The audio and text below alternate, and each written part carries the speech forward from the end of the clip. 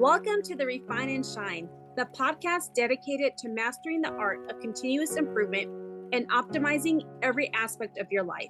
I'm Angelina Rivera, your host, and together we'll uncover the secrets to refining our lives, our habits, and our processes to unlock our inner brilliance. Join us on Refine and Shine, where we'll delve deep into achieving more in life without the burnout and without all the stress.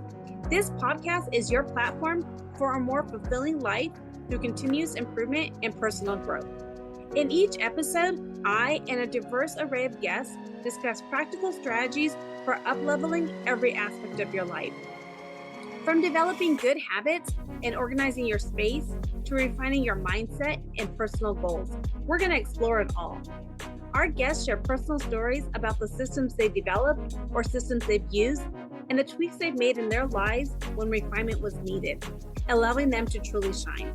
Listen to Refine and Shine to learn how you can implement continuous improvement techniques in your daily routine, develop and maintain healthy habits that lead to success and satisfaction, organize your life to reduce the stress and increase your productivity, foster a growth mindset that propels you to new heights. My mission is to inspire you to take bold action, make positive changes, and become the best version of yourself. Whether you're aiming to elevate your career, nurture meaningful relationships, or enhance your overall well-being, Refine and Shine is your guiding light. With over 25 years of experience in continuous improvement, I help businesses streamline their processes, establish efficient work areas, and implement standard work protocols. I have trained over 600 individuals and teams in process improvement, optimizing workflows, and enhancing overall operational efficiency. Tune in every week as we embark on an enlightening journey, exploring paths to refinement and illuminating the way to shine in every area of our lives. Subscribe now and join us on this journey to polish your life and let your best self shine through. Thank you for joining us on Refine and Shine. Hello, everyone. Welcome back to another episode of Refine and Shine podcast. I'm so excited for my guest today. She is just a dear friend, and I remember the first time we physically met was in January of 2022 in Scottsdale, Arizona, and she just ran up to me and gave me the biggest hug, and it was just amazing because we met first virtually online, but we developed that relationship, and since that first physical meeting, our relationship has grown so much. We've done coaching programs together and so many more things together. And I just love her. My guest today is Darlene Lee, and she is a certified virtual coach. She's passionate about empowering women to live life fully. She specializes in health and fitness, and she guides women to implement 5 key habits that lead to achieving their goals, including weight loss, inner and outer beauty, strength, stamina, and high mental clarity. She's also the host of the inspiring podcast, You Are Significant, where she helps women discover their true significance. If you're ready to step into your power, unlock your fullest potential, and live a life of purpose and joy, this is a conversation you simply can't afford to miss. So welcome today, Darlene. I'm so excited to have you here. Thank you, Angelina. I am so excited to be here today and just appreciate so much what you're doing through this podcast, Refine and Shine. Thank you so much. And it's just really, truly a blessing that when we think about the things that we want our voices to hear, or want our audience to hear, so many times we've lived in silence and we've been too scared to speak up and too scared to talk about the things. And you and I have done tremendous growth and learned how to heal and learned how to share to others that their voice matters and they're significant. So tell us a little bit about your journey of where you are and how you went through your coaching journey.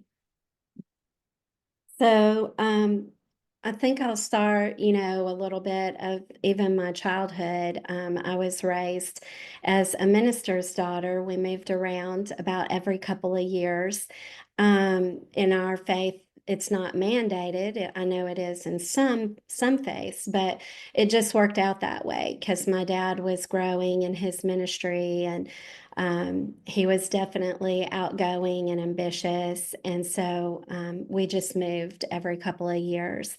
And so that developed in me. I was easy to make friends, but the relationships were not deep because we would move. And so, I would develop maybe one or two friendships that were deeper, usually tended to have like one really great friend that I trusted more. And don't a lot of us do that even as adults? Like I don't know Yes. why that is, but we tend to put a root down somewhere with someone that we just feel more alignment with, or more trust with, or more in common with. Maybe it's all the above. And then we just tend to gravitate to that person. I did that as a child. And when we moved, sometimes we would write letters a little bit. But then, I would be in a new place and develop new relationships. And so, when I was about 10 years old, we moved to Louisiana, and I met a girl there. She actually was in my class at school, and she was also the daughter of a couple at the church where my dad was preaching at that time. And at first, it was just like this amazing friendship. She was pretty, she was popular, she would, was friendly. Wanted me to sit by her at church and wanted me to play with her at school.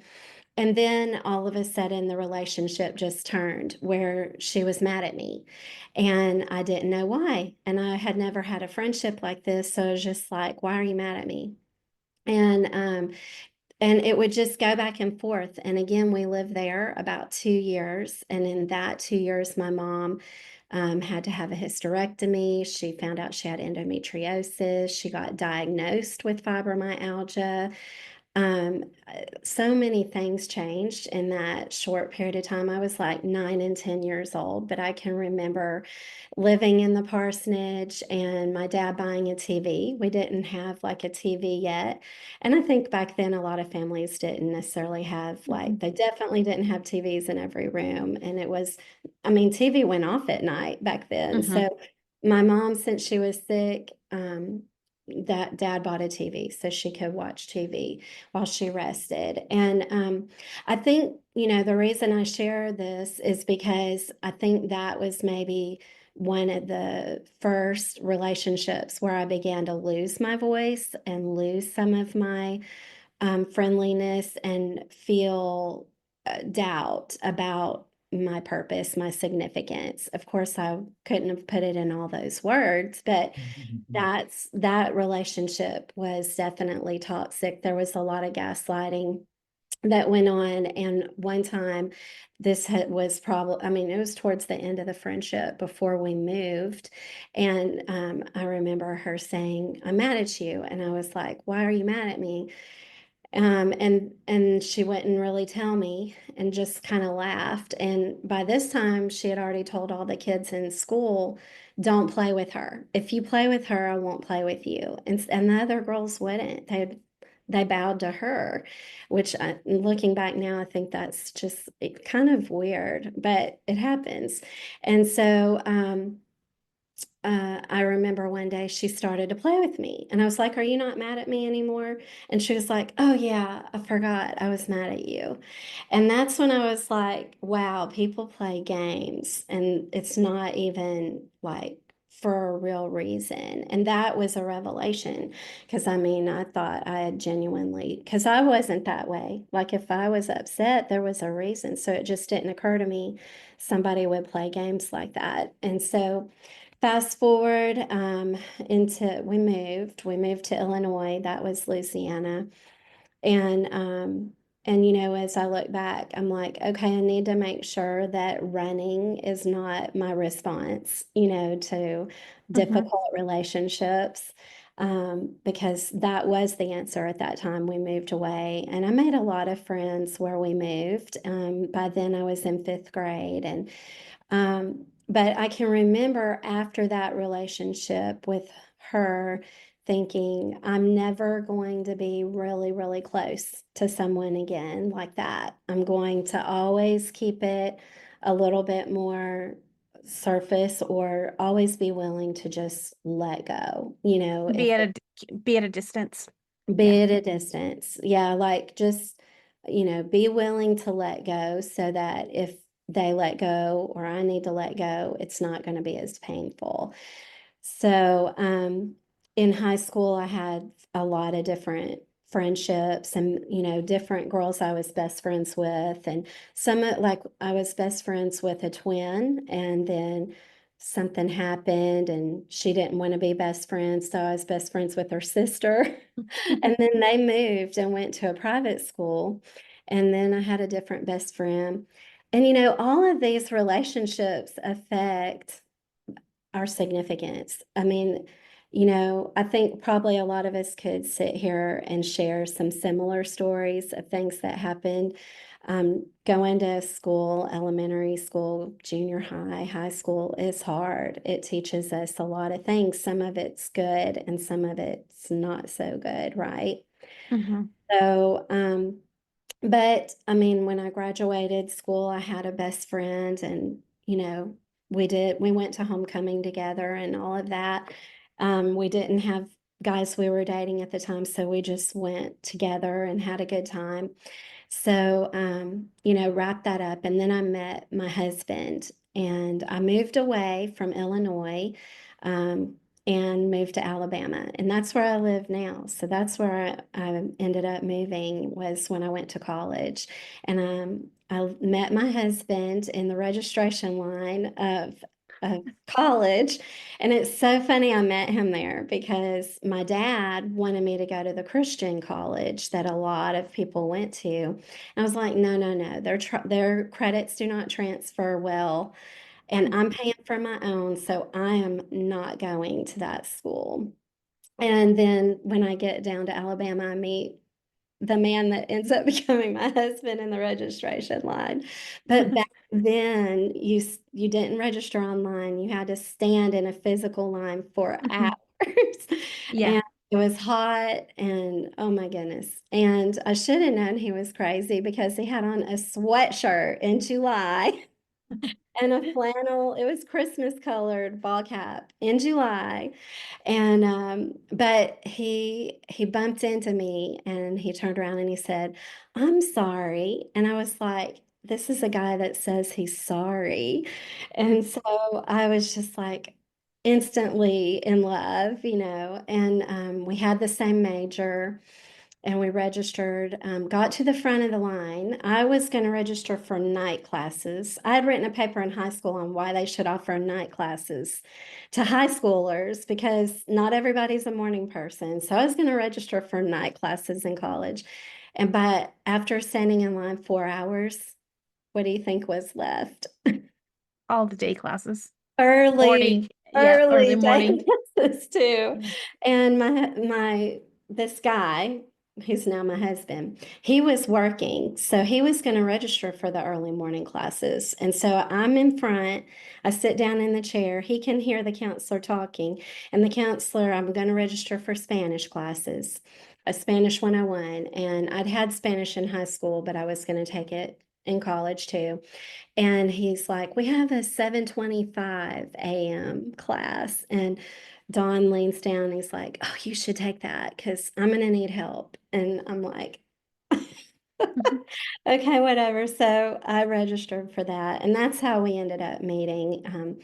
We were study partners. We did make a 99 in the class. So, but little did I know, he was military. He had just come to town, was living with a buddy that had got out the same time of the Marines. And he did not need help. He was in intelligence for the Marines and he already was fluent in multiple languages. But I ended up winning in that deal because he was a very great study partner. But we dated about 9 months. We got married, and it was just a wonderful time while we dated. Hmm. And he would cook for me. I was working, putting myself through college, and he'd have supper ready and all that. But once we got married, and I should have seen the writing on the wall that there was maybe some mental health struggles. And there was some history of mental health issues in his family. But when we got married, it was just, um, going through him getting adjusted, like going from being so excited to being so depressed. And I just thought, well, this could be normal. Maybe this is just how it is when you get adjusted to being married. But I didn't realize that there were some hidden addictions that as we were married 10 years, and we stayed married because I was very committed to staying married. And he was too. His parents were still married, and mine were still married. And that's what had been modeled for us. And it was our spiritual conviction. And so we just kept working through. Mhm. And my husband had a great heart underneath all of the battles that he was fighting within. And he was the kind of person that would say, I'm sorry, and genuinely mean it.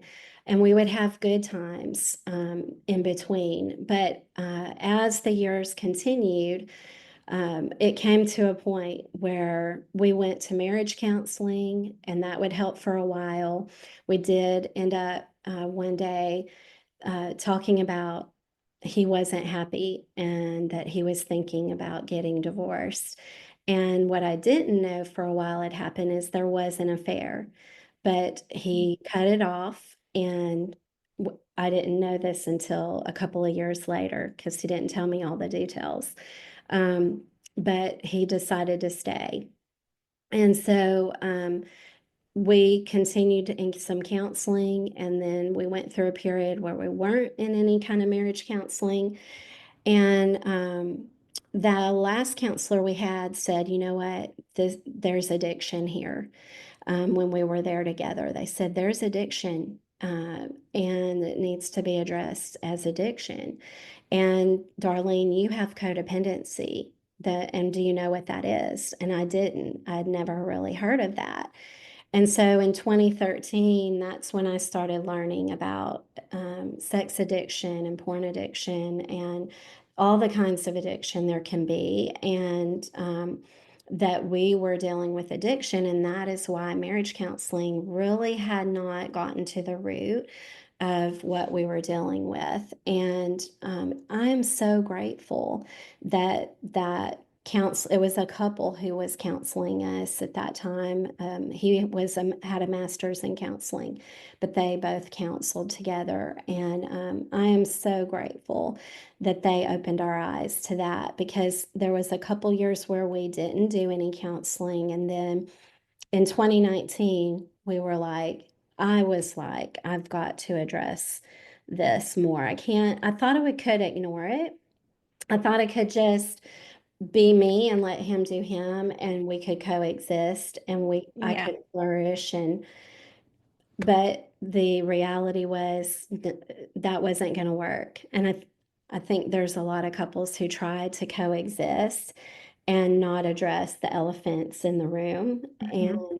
over time, the elephant just roars louder and louder and louder.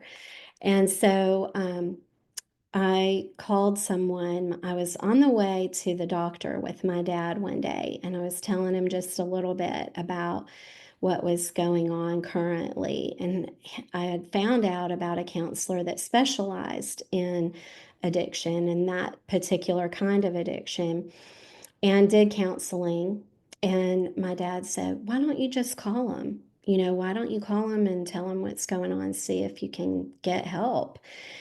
And so I took my dad to his allergist, and he had to have all the stuff they do there. So while I was waiting, I called.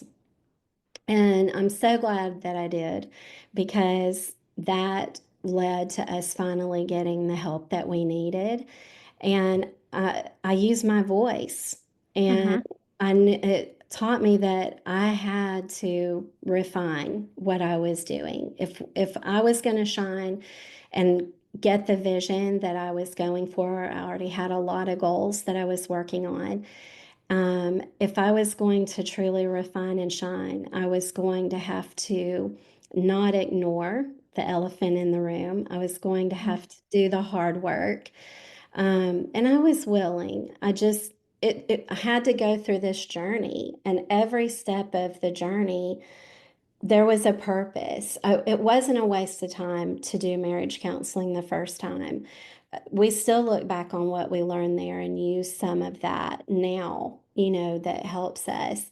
So I just want to encourage the listener that if you're in your journey and you feel like you're trying to refine, and maybe you just feel like you're not making the progress that you want to make, don't give up.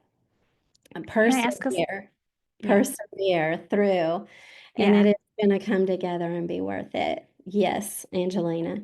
I had some questions with that. I mean, I think that's Yeah. important, and I think that it's like all the things that we go through, like the trials and tribulations, all of those are lessons learned, right? Like we can find the shining light in everything, even if it's not what we see at that moment. But how did you get your husband when you started going through this recovery, and the Celebrate Recovery and doing all these things? How did you get your husband on board with it? Because it's so easy to grow as ourselves, but how do you get your partner to do that? For anybody who's struggling and wondering how they can get their partner into um, working with together on that type of situation. We'll be back after a quick break. Imagine this. What would your life look like if you could reclaim hours every week? What could you achieve if you weren't constantly battling distractions? Now, let me ask you, what's stopping you from getting there? Here's the thing. My next time management 8-week coaching program starts the week of February 3rd, 2025, and it's currently on sale. This is your chance to learn the strategies that help busy people like you get more done and feel less stressed. But let me be real. Spots are limited and this sale won't last forever. So if you are serious about making 2025 your most productive and balanced year yet, visit angelinarivera.com right now. Here's the question. Will you let another year slip by, or will you take this step to finally unlock your time potential? I'll see you in the program. That's such a great question, and it is a real challenge point because I do see a lot of couples where the other one just won't. The other one won't go to counseling, or if they go a time or two, they won't do their homework because the counselors usually give you homework. And that's what was happening with that couple that we counsel with. I was doing my homework. My husband was coming, but he was just a barely warm body in the room. And then that's why we quit going to that counselor. But when I decided I needed to stop ignoring this, and I called the counselor who specialized in addiction, and first I just had to go. And then he was like, I want to talk to your husband. You have separate counseling sessions with each of you before we do joint. And so I just told my husband, I was like, this is what we need to do. And we had separated back in 2008 when I found out about the affair that I mentioned. We physically separated then for about a month, and then we went to that counselor that brought us back together, really. But we really hadn't addressed it as addiction. So we fell back into some of these patterns. So here we were again. And when I asked my husband, like, come to counseling, we did in-house separation that time. And so he was in a different bedroom and I was in the bedroom we were in. So I think sometimes, as if you're in this situation, you have to start putting down boundaries that, like, this is my boundary. And if this is going to continue, we're going to continue to be married, we're going to continue to be a couple, then you have to decide what has to happen. And then you have to be willing to set a boundary that, either A, you have to move out, or B, some kind of separation. You have to decide some kind of boundary that you're going to stick to. and they don't have a choice. And that's the hard part, is it really creates where either they're going to fold and they're not going to try anymore, or if they really do care and they want it to work out, then they just have that option. Like the one option is, okay, well, I'm going to go to counseling. And so that's where my husband does have a really good heart, and he didn't want to give up, and he was willing to work. And I really count my blessings on that. So that's what I did. And but so many women that I see, they don't try to put the boundary down. And I just want to encourage the listener, pray really hard and ask God for strength. And also, part of what gave me the strength to set the boundary was having that counselor who was right there. I met with him virtually, but emotionally and mentally, he was right there with me. And I also had the support of my parents still. My mom's passed away now, and my dad he's in full on dementia. But at that time, I still had the support of my parents. That helped me. So, wherever you have to go, and the third thing I want to mention is I was going to Celebrate Recovery. By the time I started to set these boundaries, that counselor, the addiction counselor, recommended I go to Celebrate Recovery. And that's what started my journey with Celebrate Recovery. And so there I made some friends who I had never had friends like that understood boundaries. They were implementing boundaries, they were getting recovery in their life. And they were Celebrate Recovery is a faith-based program. So they would pray with me, and it gave me friends where I could have a safe place, because I don't recommend doing this without having a safe place that you can go to, because you don't know what the reaction is going to be. And I did have some nights where my husband was like banging on the door or turning on the lights, and I had to lock the door and things. And I'm so grateful that he's totally different now and he's in recovery too. But it was basically going through withdrawals with him at home. And that's tough. It's dangerous even. And so you have to have a safe place, and you have to have a plan, a safety plan as well. I think that's so important. But I think that's what's so important is that, like you said, you have to have a plan. It's not just something that's going to happen overnight, but clear boundaries, expectations, and things like that are so important. And also, one of the things that you talked about is you can go through the different your counseling and things like that, but you want to make sure that what you're ultimately getting is getting to the root cause. And whatever that root cause is, for the issues that you're having in a relationship, or and that's not just with your spouse, it could be with just friendships and things like that, um family members. And once you understand, like, if there's issues, you got to the root cause. Yours was addiction. Getting to that root cause really helped you address the issue and heal from there, and I think that's so important. And when I look at your relationship today, it is an amazing relationship. You have many blessings together. You guys do date night, and you dream together. You visualize that dream by going to do the things. So can you talk about how your life is today, and how much it's changed since you've gotten through these trials and tribulations? Yeah, and I wanted to say one thing about Celebrate Recovery or 12 Steps. That was another way that we got to the root. Counseling was only going to get us so far, because doing a 12-step study, not just going to CR at a large group, small group, but actually doing a 12-step study. And I know there's more than one faith-based program out there, but I encourage the listener to please look into that if you're going through struggles and you can relate to what I'm sharing, because it will help you to get focused on yourself and not the other person. That's something that doing 12 steps helped me do, is begin to focus on myself, because the group was really great at keeping to the guidelines. And they didn't, one of the guidelines is you have to keep your sharing focused on your own thoughts and feelings. And so when I went, I wasn't able to just talk about my husband or what was going wrong. I had to share about myself. Now, of course, they'd let me share a little bit, but I had to quickly loop it back around to, well, how is that affecting me? What, get it back to focusing on me. And that feels so opposite what we talk about, especially in the church as Christians. We're like taught to always focus on the other person. And it feels selfish to focus on ourselves.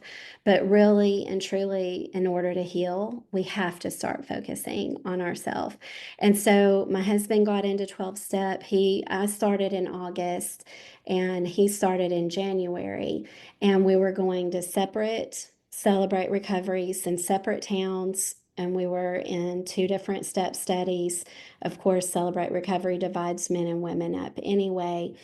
And we started working our own journey, and we started admitting our own problems. I had to admit that I struggled with eating, emotional eating, and workaholic tendencies. I was using work and accomplishing things with my work to feel valued, and my identity was getting caught up and grounded in work rather than in my relationship with God or higher power. And so getting into recovery helped me to start. I didn't even see that. I knew, it's like I sort of knew, but I hadn't called it out to focus on my own healing journey. And so doing that helped my husband and I to grow together. And that couple that counseled us, they would draw a triangle, and they put God at the top and him on one side and me on the other. And they said, when you start working on yourself individually and your own relationship with God, my higher power is God, and as you get closer to him, you get closer to each other. And you're, with God up there at that top point, if you're just listening and you're not watching on video, my fingers are getting closer together as we get closer to God. So that was so amazing. And that's part of where our turnaround was, is we both began to have our own identity in God and our own separate relationship with God, and a deeper relationship. It wasn't just read the Bible, check, I did that today. It was really reconnecting with our feelings as well. And I have to give credit to that couple that counseled us as well, because they had this green sheet on the coffee table that had all these feelings words. And they would ask questions about how, well, how did you feel? And I would respond, and they would say, well, that's actually how you were thinking. Can you use one of these words? And by reconnecting with my feelings, it helped me to reconnect in my relationship with God too. And what I came to learn is that if I didn't understand. I mean, I remember asking one day, why does this matter? Why do I have to use feelings words? Like, I just didn't get it. And then it started to click, especially when I started working in my recovery. And the whole big crux of it is that if I don't feel, then I cannot feel God's love for me, and I can't feel love back for God. And I remember some of the women I counseled before that saying, I don't feel anything, about their relationship with God. I just don't feel anything. And I think it's easy for us as women because we care for so many people, and we're, a very service-based in our job, in the family, that it's easy to just disconnect, like almost subconsciously without realizing it, start to disconnect from our feelings. So our relationship today, because we've both reconnected with our feelings, that helped he and I to fall deeper in love with each other, because we realized we need like, oh yeah, I'm not feeling, I need to feel. And I need to feel because of my relationship with God. But then that brought us closer together to feel again in our relationship with each other. So it has been amazing.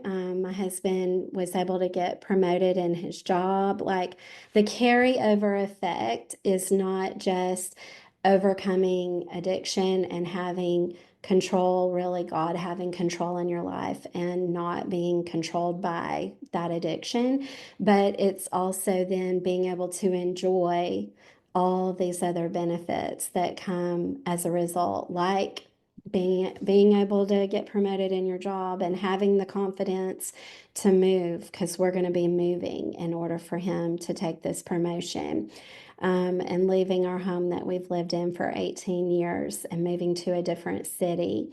And I really think it's fun, it's interesting because I see, like last year, I spent the year programming peace because I also have done some neurological training.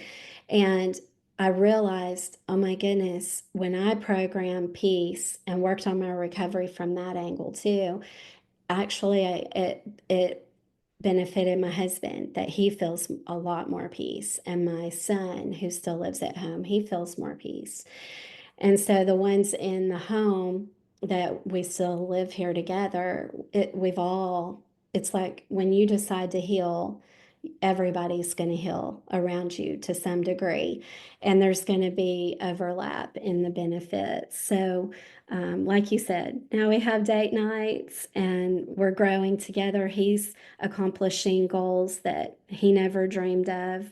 Maybe he did dream of them, but he didn't know how to like get there. There was this gap, this chasm, and I think, don't we all sometimes face a chasm and we're like, how do I get from this side to this side or this dot to this dot?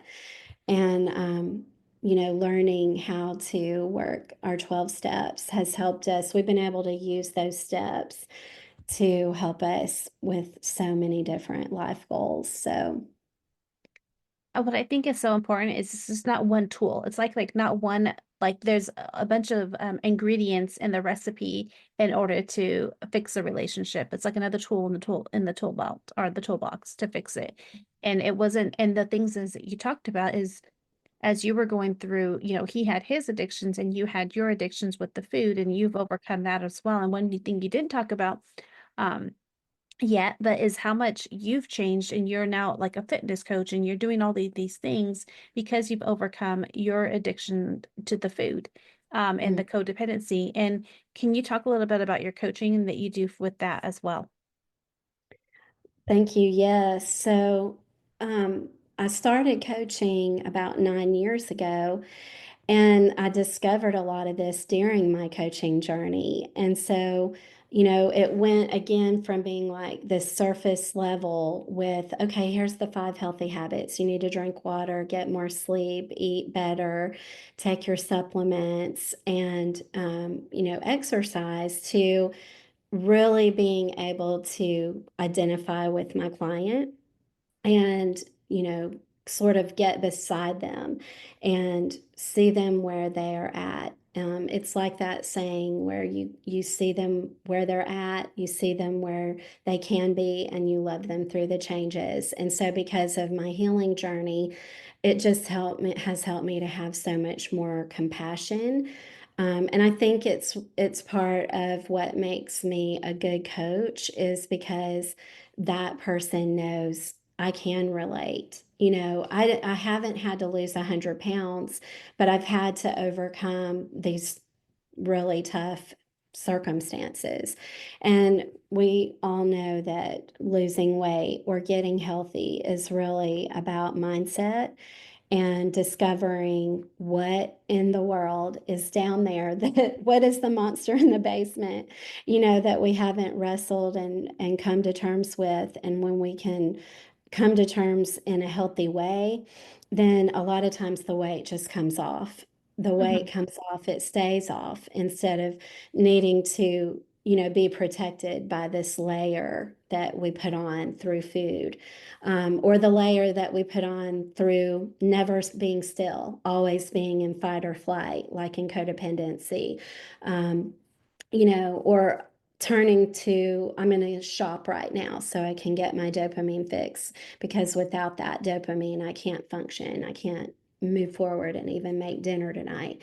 And so just learning, how to identify triggers and then identify new paths and new emotions. That emotions don't have to control me. I am not my brain, and my brain is not me.